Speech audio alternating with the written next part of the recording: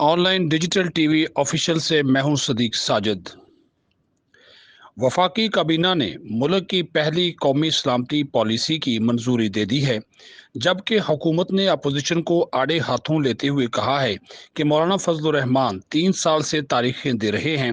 P T I نے جب اقتدار سنبھالا تو حکومت کے پہلے سال ہی مولانا فضل الرحمان کاٹ کباڑ لے کر اسلام آباد آگے تھے۔ ان کا خیال تھا کہ ہم حکومت پلٹ دیں گے اور ہر 3 مہینے بعد نئی تاریخ دیتے رہے۔ وزیر اعظم عمران خان کی زیر صدارت وفاقی کابینہ کے اجلاس کے بعد قومی سلامتی کے مشیر موعد یوسف کے ہمراہ میڈیا کو بریفنگ دیتے ہوئے وزیر اطلاعات فواد چودھری نے کہا کہ میڈیا کو ان کے 3 سال کے بیانات سامنے لانے چاہیے۔ حکومت گرانا ان کے بس کی بات نہیں، اس کے لیے لیڈرشپ کی ضرورت ہوتی ہے جو کہ ان کے پاس نہیں۔ یہ اپنے کارکنوں کو صرف چورن بیچ رہے ہیں۔ سب جانتے ہیں کہ اپوزیشن میں رہ کر عمران خان نے انہیں ناکو چلو چبوائے تھے۔ اپوزیشن میں دہاڑی دار سیاستدان ہیں، یہ اپنی دہاڑی لگاتے ہیں۔ انہوں نے مزید کہا کہ رانا شمیم کے بیان حلفی کے بعد معلوم ہوا ہے کہ نواز شریف اینڈ کمپنی کتنا بڑا سیسیلیل مافیا ہے۔ یہ عدالتوں پر دباؤ ڈال کر کیسز کو اپنے حق میں کروانا چاہتے ہیں۔ نواز شریف نے خود واپس نہیں آنا، انہیں ہم واپس لائیں گے۔ برطانیہ کے ساتھ اس حوالے سے کافی حد تک معاملہ طے ہو چکے ہیں۔ نواز شریف کی واپسی کے بارے میں ایاز صادق کے بیان سے تو جاتی عمرہ والوں کا دل ہی بیٹھ گیا ہے۔ انہوں نے کہا کہ منی بجٹ نہیں، ہماری ایڈجسٹمنٹس ہیں۔ نواز شریف اور زرداری پاکستان کے ساتھ کیا کر کے گئے ہیں، اس کے نتیجے میں ہمیں IMF کے پاس جانا پڑا۔ اپوزیشن باتیں کرنے کی بجائے اس کا متبادل سامنے لائے۔ انہوں نے کہا کہ فینانس ترمیمی بل اسی سیشن میں پاس ہو جائے گا۔ کابینہ میں اس پر ابتدائی بحث ہوئی ہے۔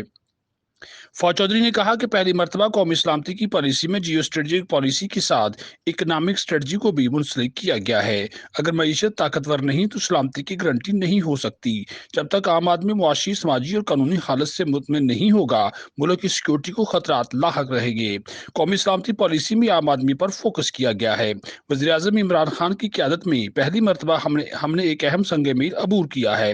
نیشنل سیکورٹی پالیسی کے ساتھ داخلی پالیسی اور فوڈ سیکورٹی پالیسی سمیت دیگر وزارتوں کی پالیسیاں بھی منسلک ہیں۔ عمران خان نے ایک ایسی حکومت کی بنیاد رکھی ہے جس کی بنیاد شفافیت ہے۔ سیاستدانوں اور ان کے خاندان کے اثاثے ہمارے سامنے ہیں۔ فواد چودھری نے کہا کہ وفاقی کابینہ نے پہلی قومی سلامتی پالیسی کی منظوری دیتے ہوئے اس کو واضح کیا ہے کہ قومی سلامتی معیشت کے ساتھ جڑی جائے۔ قومی سلامتی پالیسی بنانے میں 9 سال لگے ہیں۔ ایک سوال پر انہوں نے کہا کہ کابینہ کو یوریا کی پیداوار پر بریفنگ دی گئی، حکومت زراعت کے شعبے پر خصوصی توجہ دے رہی ہے۔ ایک اور سوال کے جواب میں انہوں نے کہا کہ کراچی میں پیپلز پارٹی کے رہنما کے ہاتھوں ناظم جوکھیوں کے قتل کی تحقیقات کے لیے کمیٹی بنا دی گئی ہے۔ ناظم جوکھیوں کو بچانے کی کوششیں کی جا رہی ہیں۔ ناظم جوکھیوں کے قاتلوں کو بچانے کے لیے کیا کیا نہیں کیا گیا۔ وزیر اطلاعات نے مزید کہا کہ ٹیکس ڈائریکٹری شائع کرنے کا فیصلہ کیا گیا ہے۔ کابینہ نے محمود ماڈوی والا کو SECP کا چیئرمین تعینات کرنے کی منظوری دے دی، جبکہ وزارت خزانہ اور HBFC کے بورڈ آف گورنرز کی تعیناتی کی بھی منظوری دی گئی ہے۔ قومی سلامتی کے مشیر ڈاکٹر موعد یوسف نے کہا کہ پاکستان کی یہ پہلی قومی سلامتی پالیسی ہے۔ مقاصد کی تکمیل کے لیے شعبہ جاتی پالیسیوں کی رہنمائی میں مدد ملے گی۔ قومی سلامتی پالیسی کی منظوری تاریخی کامیابی ہے اور اس کا جامع پالیسی کا بنیادی مقصد اقتصادی تحفظ ہے۔ اس پر اب تندہی سے عمل درآمد کیا جائے گا۔ انہوں نے مزید کہا کہ اب واضح ویژن کے ذریعے ہی آئندہ کی حکمت عملی اور پالیسی مرتب دی جا سکتی ہے۔ اس کا مقصد عام ملک کے عام شہری کو تحفظ فراہم کرنا ہے۔ قومی سلامتی پالیسی پر 2014 میں کام شروع ہوا اور اس کو بنانے میں 7 سال لگے ہیں۔